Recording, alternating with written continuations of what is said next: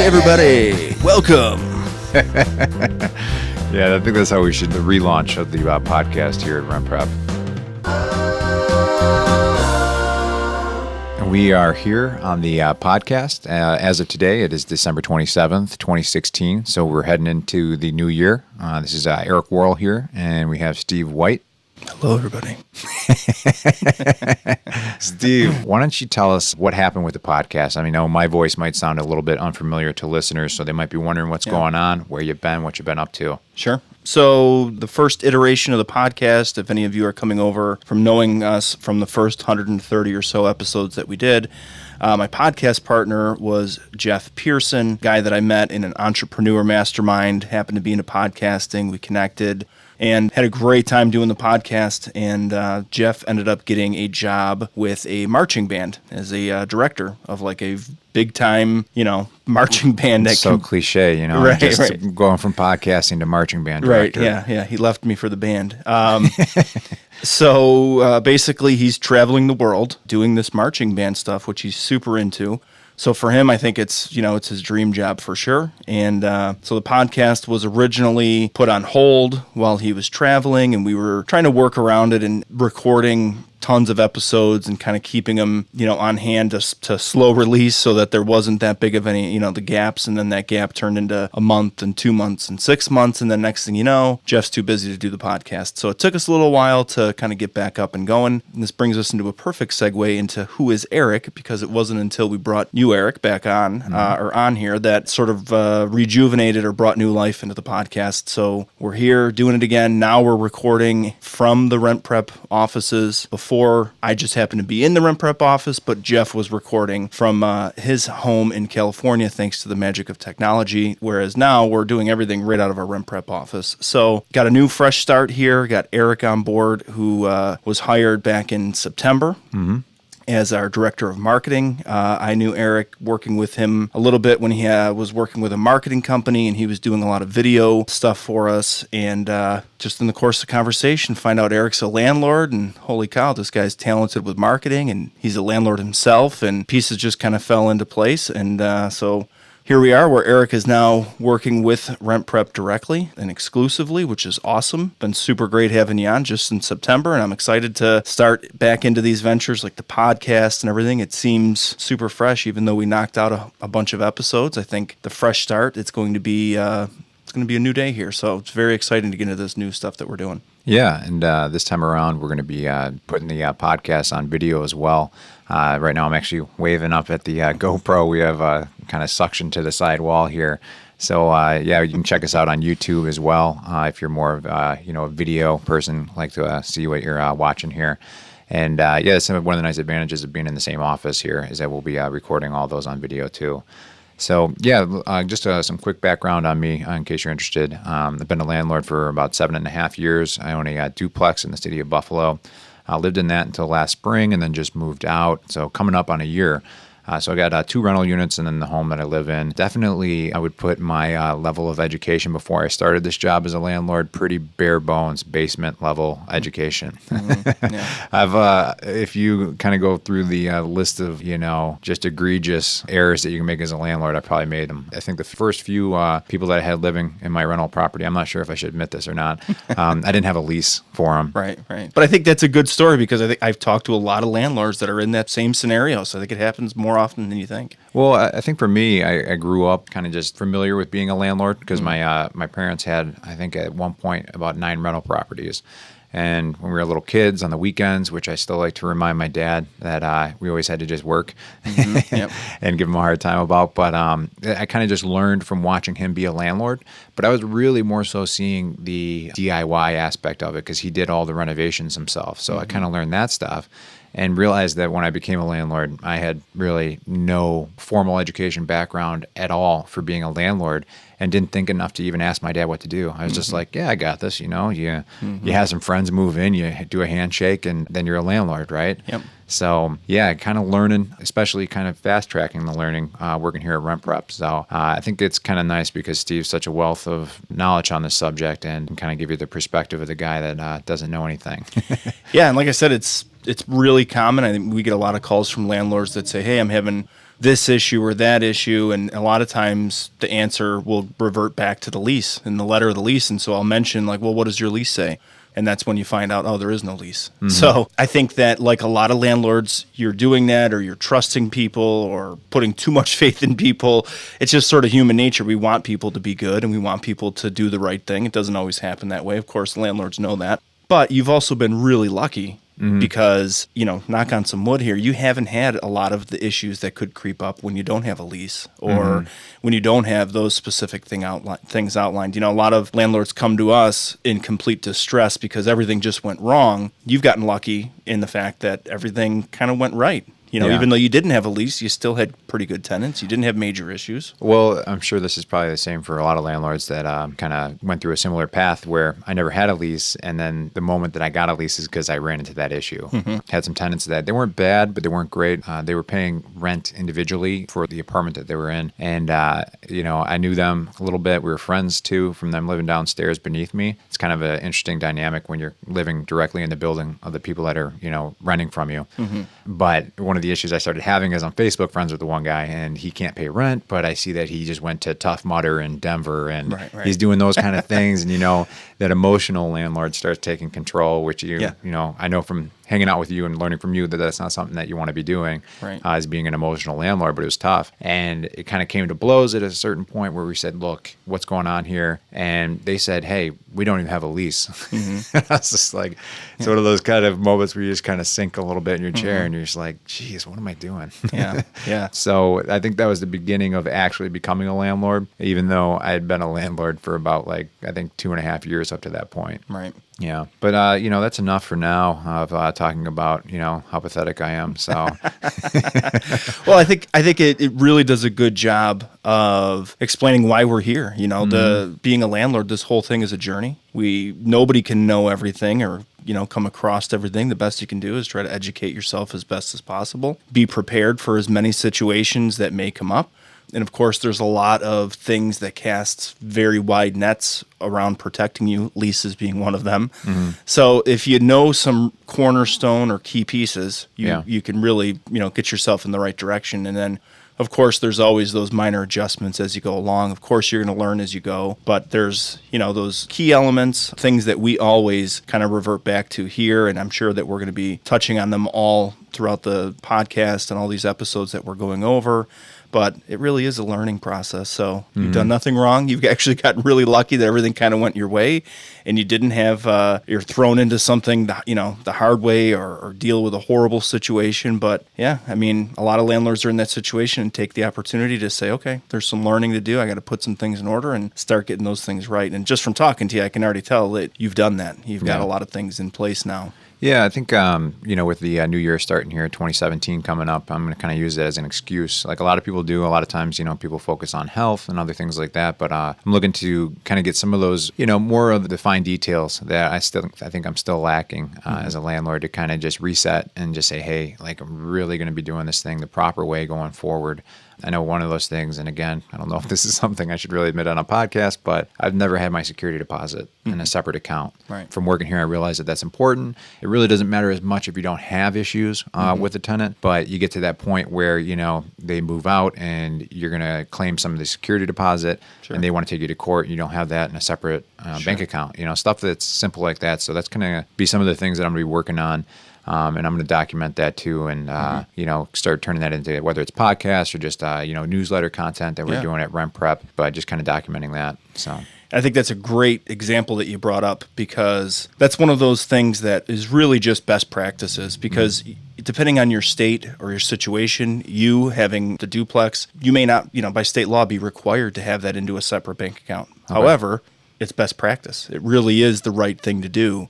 And make things easier for you. And I think that a lot of things that relate to landlords, state by state, there's gray areas, loopholes. Certain states may have a looser stance on some things, but there's sort of this general idea of best practice for landlord that you do it because it makes sense and because it makes your life easier or it makes you more organized. Then regardless if it's a state law or not, it's just one of those things that should be done. Well, to me, it's one of those things, and I think I was telling you before, it's just kind of like if you're out at like a barbecue, and you're having a good time, but there's just that little gnat that's just flying around you, and you find yourself occasionally, you're having a conversation, you're trying to just swat at that fly. And, it's not completely ruining your experience, but it's just changing it a little bit. Right. And I think that's one of the things I've realized being a landlord is there's those things you have that just kind of fly around. They're like little bugs. They're not controlling your life. They're not, ruining your day, but they're always kind of flying around you. And they're pretty easy to ignore. And it's just something as simple as, putting your security deposit in a separate bank account or making sure that you're documenting things correctly and taking the proper, protocols you should be doing as a landlord. And you just ignore them because there's, things that are more pressing to do and they're not fun to do. But that's something that I'm going to be taking a focus on in 2017 is just kind of tying up some of those loose ends. Right. Not only just in landlord in general, some of those things, but also just in my home. I noticed that, I know I told you, I think before about I have a piece of trim that's on the ceiling and you can just like see right into the wall. And I'm like, every day I look at that thing and I'm like, gosh, I want to replace that piece of trim. I just don't do it because there's more important things and it's just easy to not do it. And it's just one of those little gnats at the barbecue flying around your head, Yep. And that's going to be something that I'm going to be focusing on. As far as like New Year's resolutions, have you given any thought to what you're thinking about? Yeah, I think mine really focuses around just personal health, getting more organized. I know that when you first came here, the first thing I noticed, I was so impressed right away with your calendar system. And I'm the type of person that is the opposite. I'll jot down a to-do note or I keep notes on my phone and I sort of work off of that to-do list versus putting things in a calendar. And I realized the benefits of having them in a calendar. Just, number one, it keeps you accountable. You know what I mean? Something's in there. It's time to come up and do it. So little things like that, I think in 2017, I'm going to focus on to try and do a better job for myself. Adopting the calendar system wholeheartedly, not just throwing things in there here and there, but really buying into it. Well, I found that because I've had experience working at a previous company where we started just really putting everything we do inside of a calendar. We use Google Calendars. That's what I use now. And it's definitely something that people, they either, try it out and it works well for them or they just push it away because they don't want to be controlled by their calendar. It feels like your calendar is controlling you. But one of the things that I've found is when I actually do adopt it and use it fully is that I actually feel more in control because I know where my free time is. I know, what I need to get done that day. I can easily just look at that day and just see a bunch of things in the calendar and go, all right, that's what I need to do. And then I just kind of have, it's almost like an accountability buddy just sitting inside of my calendar saying, hey, don't forget about this and take care of this. And if you don't get to something, it's not the end of the world. You just move it. And that's going to be something actually in 2017 that I'm going to try to get even more in tune with. Just because I think, I know I've told you before that one of the things I struggle with is sleep. And, a lot of people have that little notepad by their bed and just be able to, jot things down so they can sleep better and forget about it. And I think for me, it's like I really need to know, all right, I'm good. I got everything I need to know. I'm not going to forget something in the morning that I'm thinking about right now. And I've read a lot of studies that say that, keeping a calendar like that can help you improve your sleep too. So yeah, definitely. Yeah. Yeah, I think that and, the health aspect, something that we've both talked about. Getting older, creeping into my late 30s here, body's, breaking down, and you start to realize you're not invincible. You're not, 100% anymore. I got a young son, so he keeps me active and a constant reminder of the things I can no longer do because of, an aging, breaking down body. So I think in 2017 it's going to be a real focus on me to, personal health and getting back into good habits. And, I have, like most people, I have no excuses. I make a lot of them. Yep. They're not real. Well, a lot of those excuses, you definitely, it's just whatever your brain's trained to do and what it wants to do. And it's so much easier just like, eat bonbons on the couch like Peggy Bundy. Right. But one of the things I was just reading a book, let me pull it up here. The Habit Blueprint, 15 Simple Steps to Transform Your Life.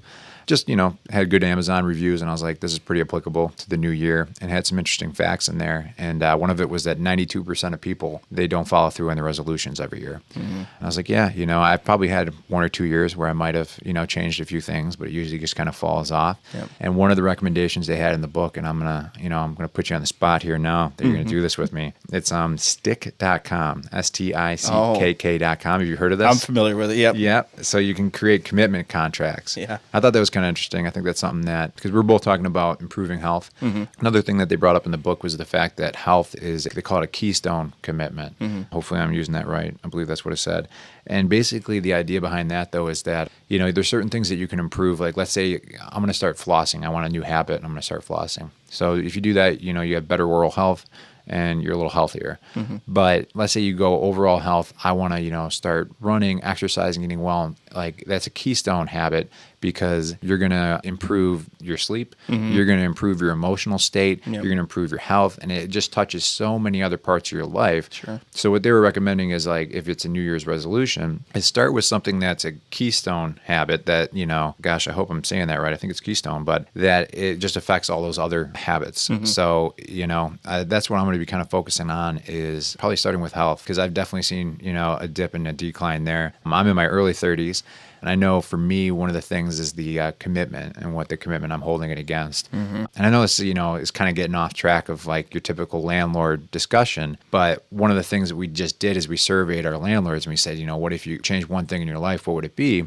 A lot of the answers are coming up. Landlords are telling us, financial freedom and different things, managing properties better. But at the same time, we're getting a lot of answers that are talking about a work-life balance or being more patient or, just having better relationships with the people, close to you. And I think, the new year gives you an opportunity to kind of, take a honest look at how you're doing in some of those aspects and kind of improve. Yeah. Yeah. And I think for landlords, it's so relevant because, a lot of landlords see this, and the feedback that we got from the survey, I think, kind of proves that too, is, when you're managing other people, which is really what landlords are doing, you're managing different people, different personalities, different characters, different people types. You're running your own business, you're staying organized, doing all these things. And I just think it's super important to really be in tune with yourself and be right. And when you get into a bad habit or a slump or whatever, and you're not doing the things that you should, working out, eating right, all those things, they do creep into everything else. So that keystone philosophy,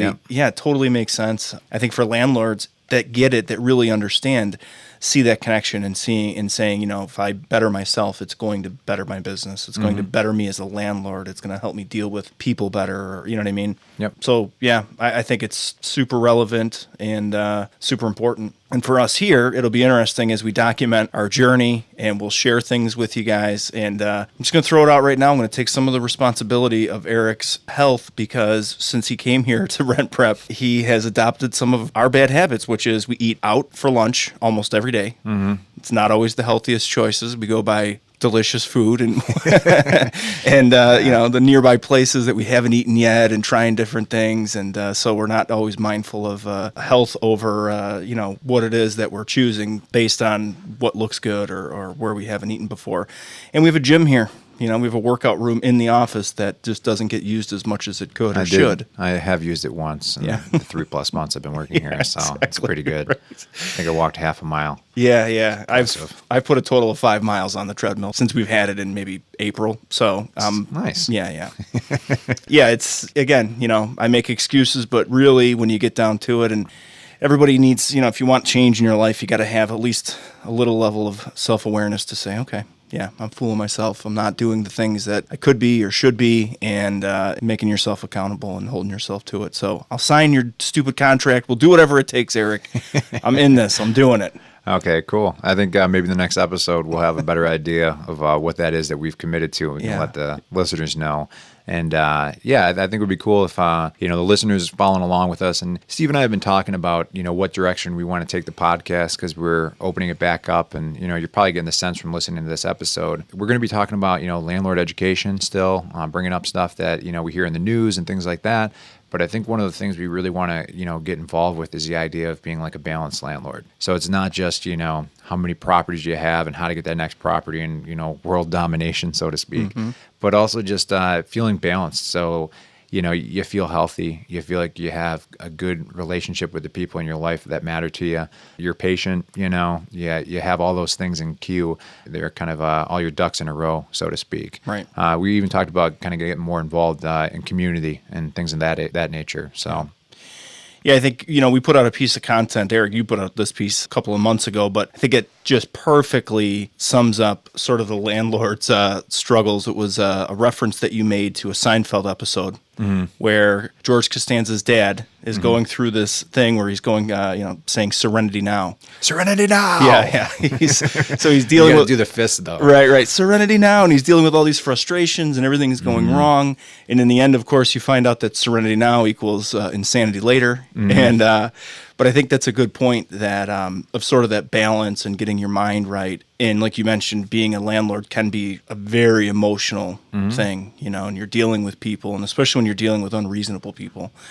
So having your own personal serenity, however you achieve it, I think is super important to project that onto others, because a lot of landlords create their own problems. And a lot of times it's because they're mishandling the situation, or they're letting their emotions control that situation instead of thinking like a business person or like a landlord should think, or somebody who's managing other people. Yep. So I think that, again, super relevant, plays into it, and that's exactly the vision that we talked about from the beginning, Eric, and restarting this podcast is helping landlords sort of with the big picture stuff. Of course, we can touch on strategies and tips and learning from all the different things that we've learned from working with tens of thousands of landlords, and we've got plenty of those to give. But I think a lot of it, too, is to try to inspire landlords that, the real trick to being better is to better yourself in the end. So I think that for me is something very exciting to get into with the podcast, and I'm very much looking forward to 2017 and what that's going to bring. Very cool. Yeah, I think it's so easy. I know I got into being a landlord for the financial aspect of it, and having that,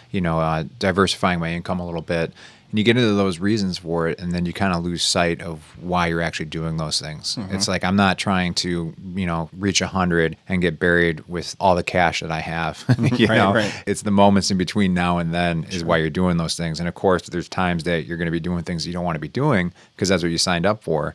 But it's keeping that perspective and that, mental well-being of being able to, I like to say, being like present, when you're with your loved ones, It's just, that's what matters to me. And I think that, that's what I want to focus on as kind of a big picture vision in 2017, is just enjoying those things and getting everything else right and all your ducks in a row and all that. And hopefully being a more balanced landlord will, allow me to do that. So. Awesome. Well, I hope that anyone who's listening to this is excited as much as we are for the podcast and what's coming.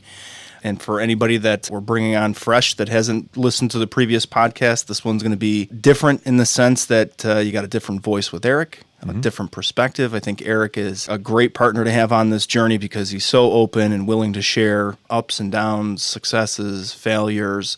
And I think the podcast in 2017 is going to be so much more authentic and relevant to landlords this time around. So, again, very exciting stuff. Yeah. And if maybe you're new to this and, you heard about this one way or the other, if you go to our website, rentprep.com, and right now if you go to Landlord University, it's one of the menu tabs. You can go down and the bottom of that to Landlord Education.